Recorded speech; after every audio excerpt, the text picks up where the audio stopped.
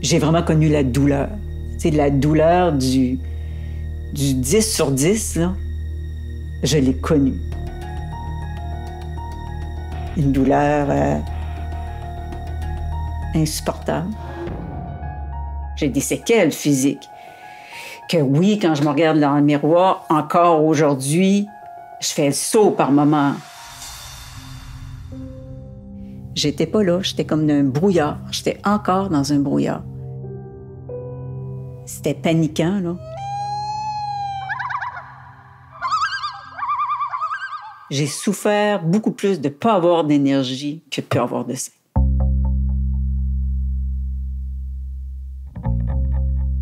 Les traitements du cancer entraînent généralement une cascade d'effets secondaires. C'est ce qui arrive à ma sœur Brigitte.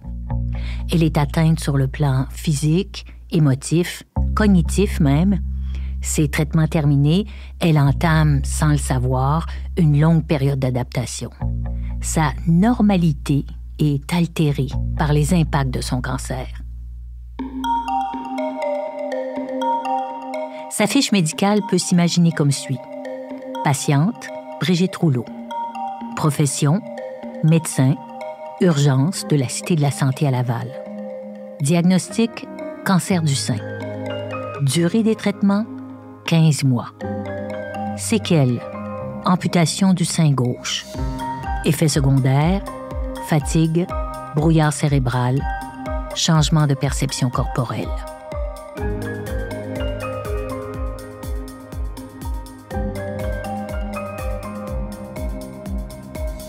Les guéris ou la vie après le cancer. Épisode 2, le nouveau moi.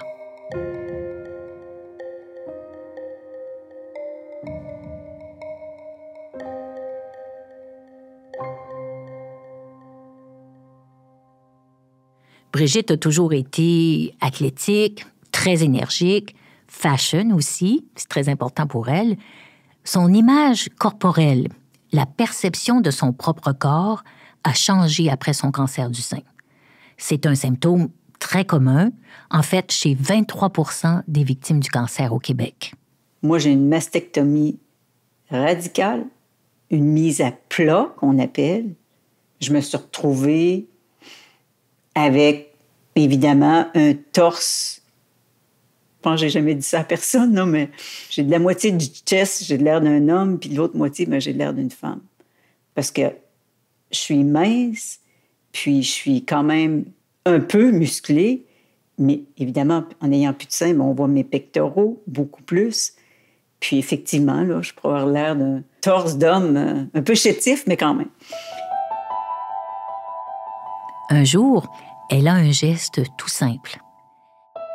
Elle me dévoile sa cicatrice, son torse d'Amazone avec son sein en moins. Je dis, bon, ben regarde, tu veux-tu voir? Viens-t'en, je vais te le montrer. Puis pour moi, je m'en souvenais même pas de ça. Fait que, tu sais, ça avait été comme naturel. Moi, en tout cas, ça m'avait beaucoup émue. Vraiment, là, j'étais comme, wow, je vais m'en souvenir, moi, jusqu'à la fin de mes jours, ça, c'est sûr. Est-ce que tu l'as montré à d'autres? En fait, tu me fais réfléchir à quelque chose que je suis même pas certaine de vouloir y réfléchir parce que c'était épeurant un peu, là. Sans le vouloir, je soulève une question très délicate. Brigitte se demande si elle m'a montré sa cicatrice avant de la dévoiler à sa blonde, avec qui elle partageait quand même sa vie depuis 8 ans. Je m'organisais toujours pour être habillée, là, en fait. Probablement parce que c'est quelqu'un qui, quand même très respectueux, avait jamais posé de questions ou aller dans ce sens-là. Mais toi, pourquoi est-ce que tu t'organisais pour qu'elle ne te voie pas? Je la sentais pas prête. C'est complètement intuitif, là, mais j'aurais pu lui poser les questions. Mais vous n'aviez pas de dialogue ouvert sur les conséquences de ta maladie quand les traitements ont été terminés? Je me souviens pas qu'on ait eu des discussions dans ce sens-là. J'en ai parlé à des chirurgiens, des radio-oncologues, et ces changements de perception corporelle, ces blocages même par rapport aux cicatrices d'un cancer du sein, d'un cancer vaginal, ils en voient dans leur pratique. Beaucoup de femmes qui ont une mastectomie refusent de se regarder, refusent que leur partenaire les regarde ou même les touche. Et parfois, c'est pendant des années. Pour moi, c'est un tabou qui a quelque chose d'étrange, de très triste aussi. Je vais te raconter quelque chose que je suis même pas sûre, même toi, une de mes confidentes, que j'ai déjà dit.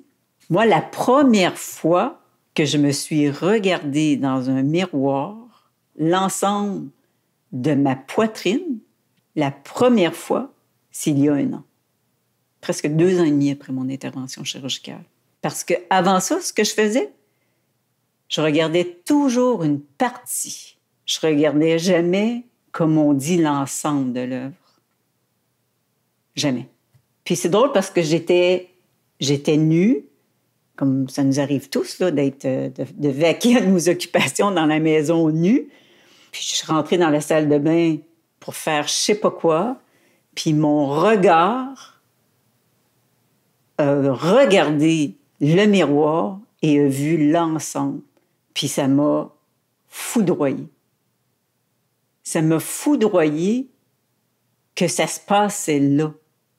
Que c'était comme, OK, wow. Je suis capable de me regarder, là. Je le dis, puis j'ai les jambes molles. C'était pas l'image qui me sciait. C'était le fait que, dans ma tête, j'étais rendue là. Capable de te regarder. Oui, capable de me regarder pour une première fois. J'ai réalisé que c'était un affranchissement, que c'était pas mince de me réapproprier quelque chose qui est aussi banal que regarder l'ensemble de son corps. Banal que j'avais pas fait depuis des années. Là. On est rendu presque à 3 ans et demi. Là. L'émotion que j'ai eue, c'est « Hey, wow, c'était long en crime. » Allégé. Sentir que la vie continue.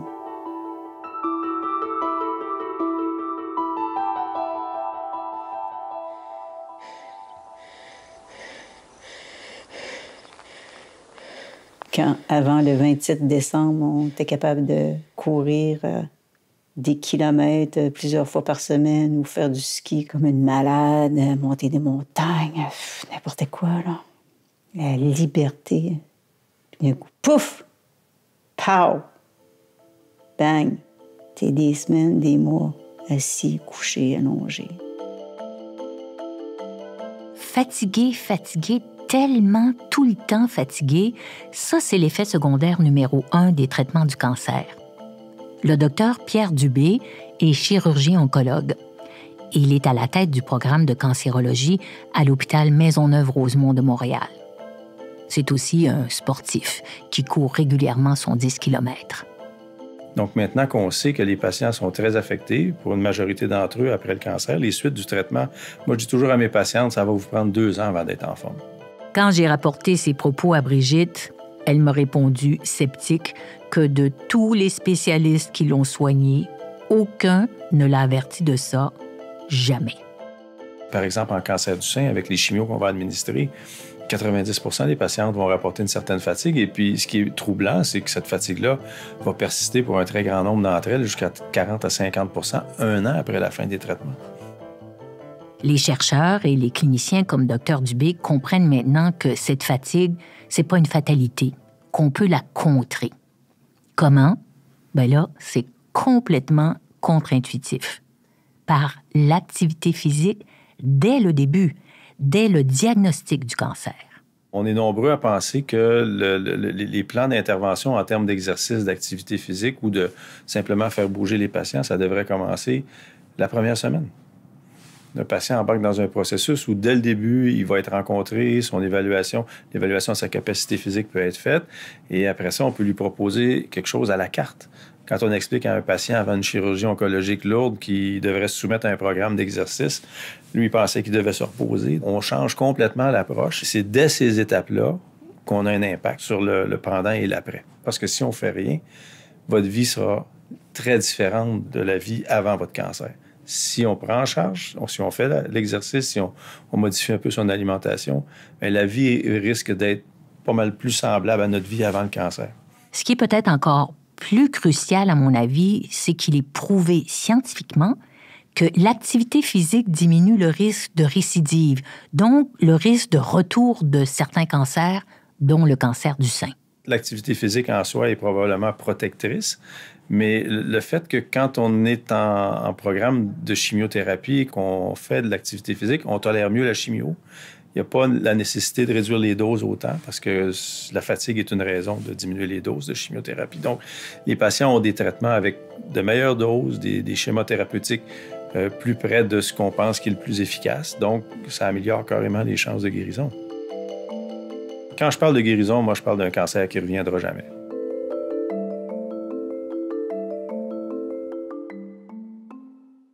Une des places où est-ce que ça reste encore aujourd'hui presque impossible pour moi de retourner à les performances que j'avais auparavant. Puis auparavant, c'est pas là 10 ans, là, c'est juste avant de commencer mes traitements, c'est vraiment la course. Ça, c'était terrible, ça. Brigitte s'est débrouillée toute seule pour recommencer à courir, sa grande passion.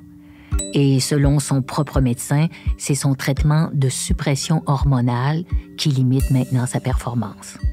Ce traitement dure de 5 à 10 ans. Son premier effet secondaire, la fatigue.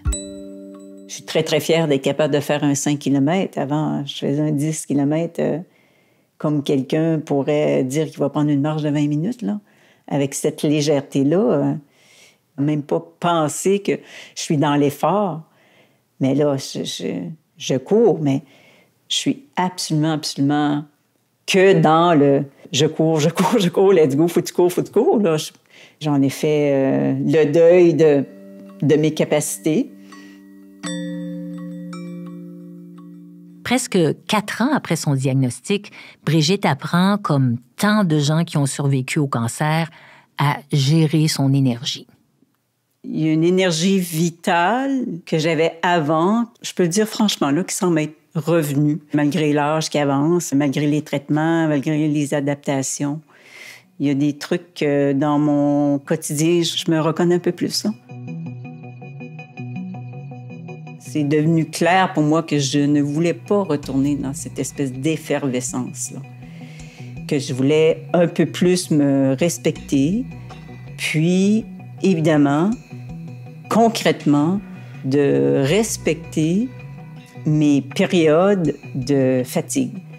De pas toujours être un peu à la course comme j'étais auparavant, de finir ma semaine de travail, de déjà partir en ski ou de déjà partir en week-end, d'avoir un week-end avec plein d'activités, de partir en vacances pratiquement dans les heures qui suivent la fin de ma semaine de travail, tu sais, de finalement jamais se reposer, en fait, ou se reposer dans l'action. Je pense que ce qui a le plus changé en moi, c'est l'écoute de mes limites. Je pense que c'est ça qui a changé le plus.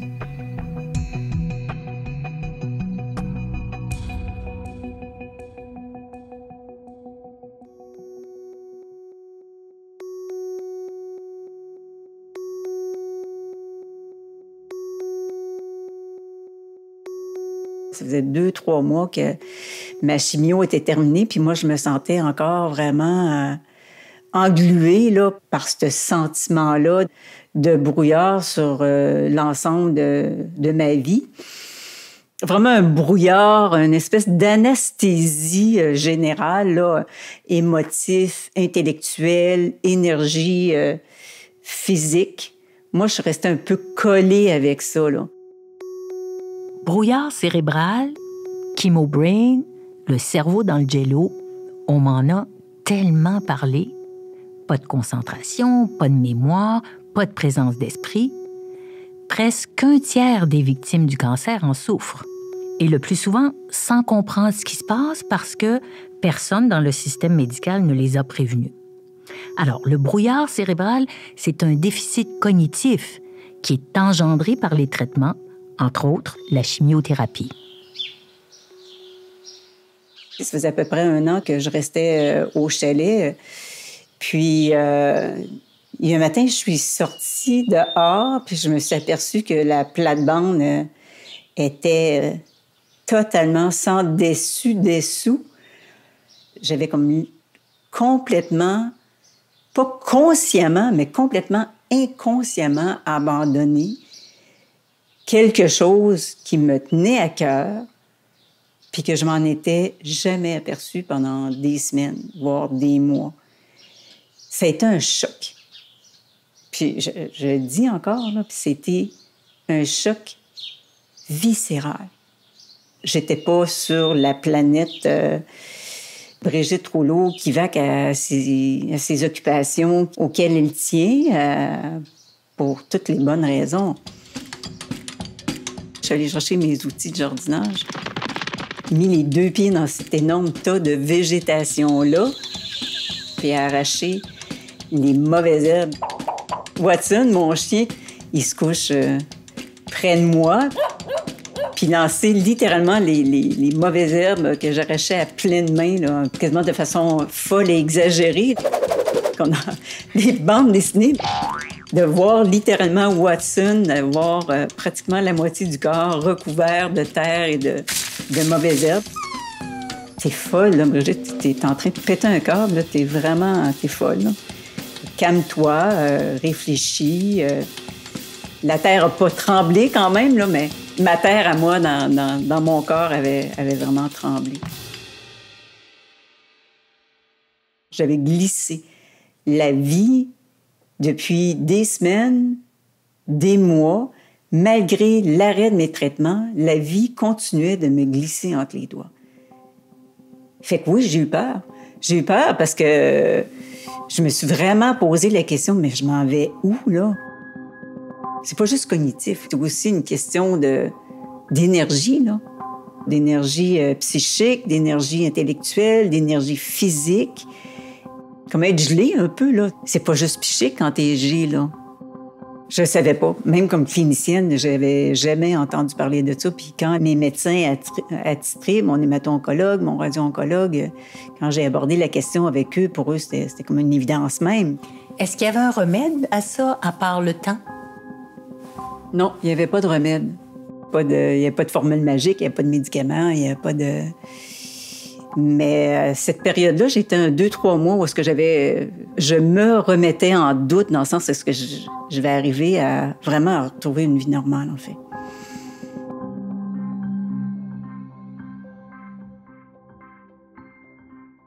Attention, code blanc au 3 ouest nord à la chambre 329.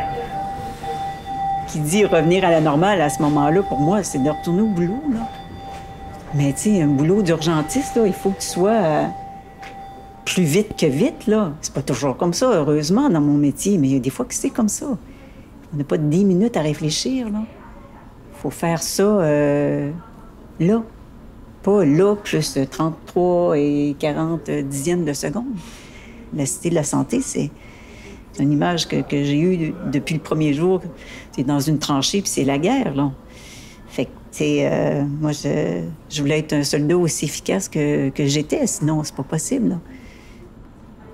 Brigitte prépare minutieusement sa guerre. 6 mois d'études à la maison, 3 mois d'actes médicaux supervisés par des collègues, 6 mois pour reprendre progressivement ses quarts de nuit et ses lourdes responsabilités. Allô? Je suis Dr Rouleau, le médecin de l'urgence. Avez-vous mal au visage? Hein? Vous avez du sang sur le visage. Avez-vous mal au visage? Non. Avez-vous mal à la tête? Qu'est-ce qui se passe avec vous? Là, vous êtes rendu à l'hôpital. Vous le saviez? Est-ce que c'est les policiers qui vous ont emmené ici? Comment ça se fait qu'on vous entend pas, hein? Vous essayez de me parler, puis on vous entend pas. J'avais la chienne de ne pas être à la hauteur, de faire des erreurs impardonnables. C'était tout ça au début, là, les premiers mois. C'est ça, c'était tout ça. C'était vraiment confrontant parce que je suis venue, en fait, à douter de moi, à douter vraiment mes capacités d'être capable d'y arriver.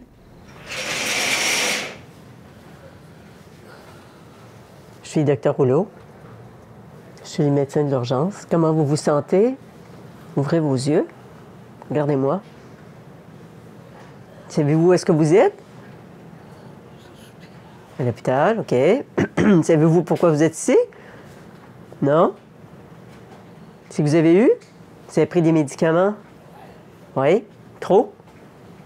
Non? On dirait? On n'est pas capable de vous réveiller. Moindrement qu'on arrête de vous stimuler, vous repartez à dormir. Vous avez dû prendre quelque chose certain, non? Je me sens aussi rapide puis aussi fonctionnelle qu'auparavant depuis même pas 3 mois, là. Fait que ça a pris quand même beaucoup de temps. Mes collègues, ça a été vraiment aussi quelque chose qui m'a percuté, là. Les collègues qui m'ont passé des commentaires, c'était des commentaires vraiment ressentis, unanimes. C'était « J'étais convaincue que tu ne reviendrais pas à l'urgence. » Je suis désolée.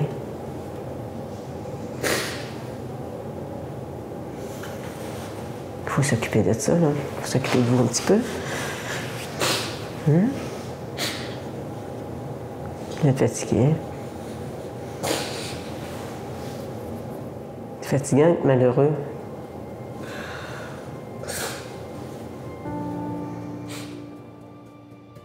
Quand Brigitte revient à l'urgence, son contact avec ses patients est changé par sa propre expérience de la douleur. Pour le comprendre, il faut revenir en arrière. Pendant sa radiothérapie, elle avait développé un syndrome de Parsonage-Turner. C'est une inflammation, une destruction du nerf de son épaule gauche. Est-ce que ça a été causé par la radiothérapie? Les médecins ne s'entendaient pas là-dessus, mais quoi qu'il en soit, Brigitte a été marquée au fer rouge par la douleur. C'est ça, en quelques heures, je suis passée de quelqu'un qui était fatigué à quelqu'un qui était dévasté par la douleur, là. Puis tu m'as vu, là, j'étais paralysée, torturée, là. Peut-être que les gens vont trouver le mot fort, mais c'est ça, là. 24 heures sur 24 pendant 3 semaines, là. Une douleur inimaginable, un état physique inimaginable, puis pas dormi pendant 10 jours. Frotter l'épaule, puis me frotter l'épaule, puis me frotter l'épaule, puis un état psychique incroyable, là. Pas penser à rien d'autre que ça, ma douleur. C'est incroyable, là. Comment ça se fait que je deviens pas folle?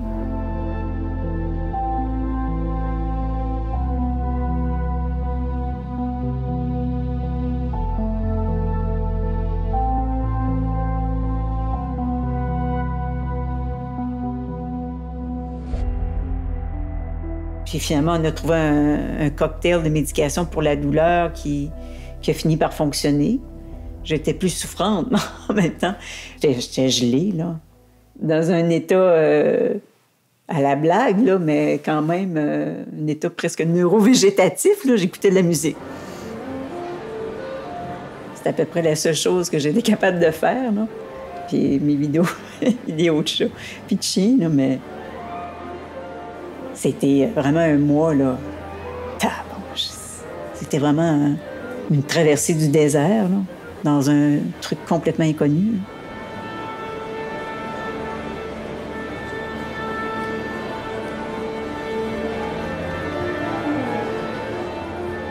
Durant cette période-là, j'ai continué à écouter La Flûte enchantée, puis je vais toujours associer ces airs incroyables à cette période-là d'accalmie complète, là, d'accalmie physique complète pour essayer de m'envelopper.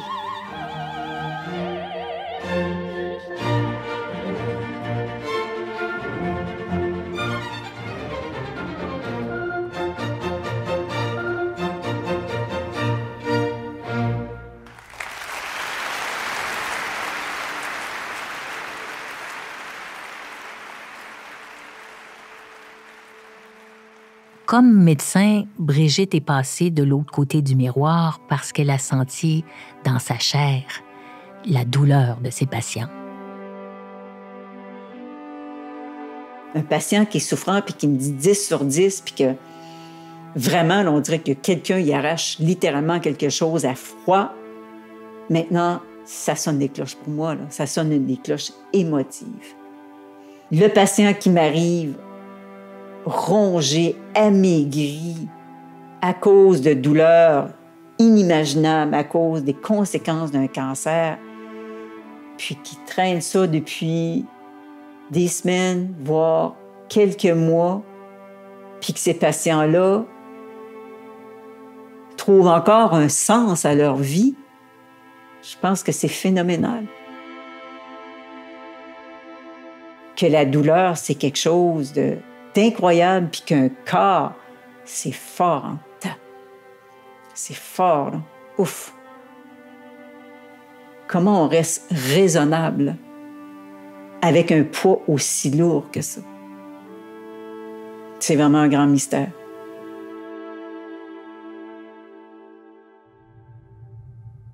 Et moi qui ai fait de l'aide médicale à mourir, puis une des raisons pour lesquelles beaucoup de gens demandent l'aide médicale à mourir parce qu'ils n'en peuvent plus de souffrir. Comment qu'il y a des gens qui résistent, persistent, tiennent le coup.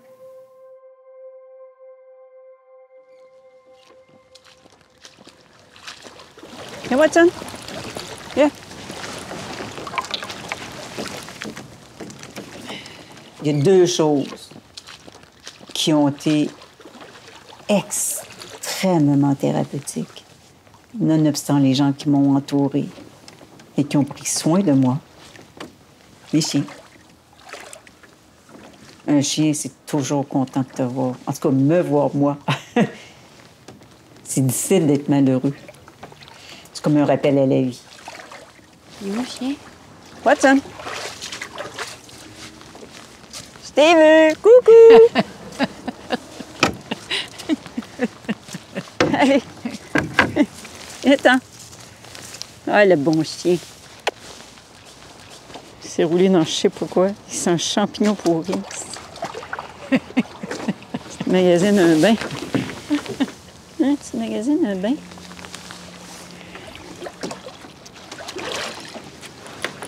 OK, on est parti.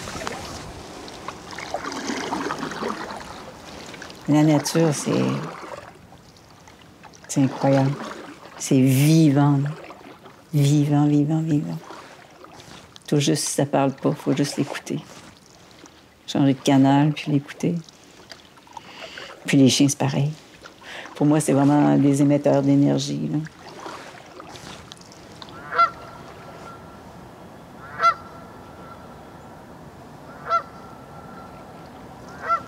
Les traitements, c'est vraiment fait pour que le naturel d'un corps humain revienne. C'est pareil comme un arbre. Tu le débranches une face complète de son corps, de son tronc. Puis l'arbre, il va trouver moyen de revenir. Un corps humain, c'est pareil. C'est pareil. C'est comme la vie. Ça sublime tout. Moi, c'est ce que j'ai vécu, en tout cas.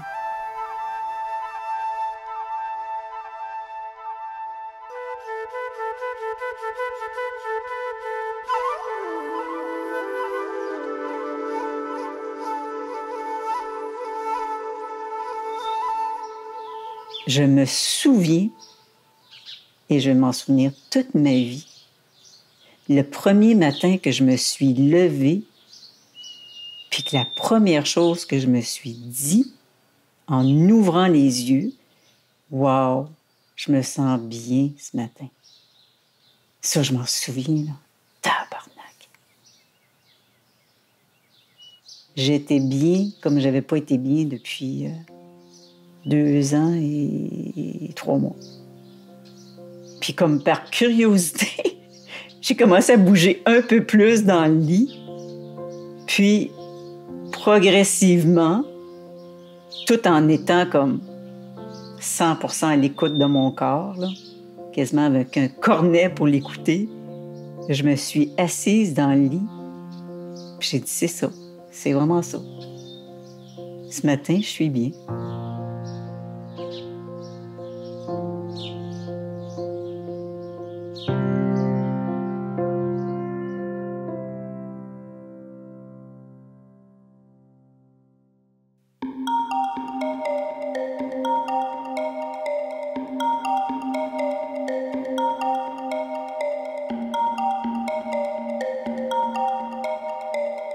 Les guéris ou La vie après le cancer est une série produite par Le Devoir d'après une idée de la docteure Brigitte Rouleau. Monteur, Julien Forêt. Conseiller à la réalisation, Félix Deschaines. À l'éditorial, Valérie Duhem. Médecin conseil, la docteure Marie-André Fortin, radio-oncologue et directrice en cancérologie du CIS de Laval. Et moi, Marie-Paul Rouleau, journaliste et réalisatrice. Abonnez-vous au Fil du Devoir sur votre plateforme d'écoute préférée et n'hésitez pas à nous écrire à balado@ledevoir.com. Merci d'avoir été des nôtres.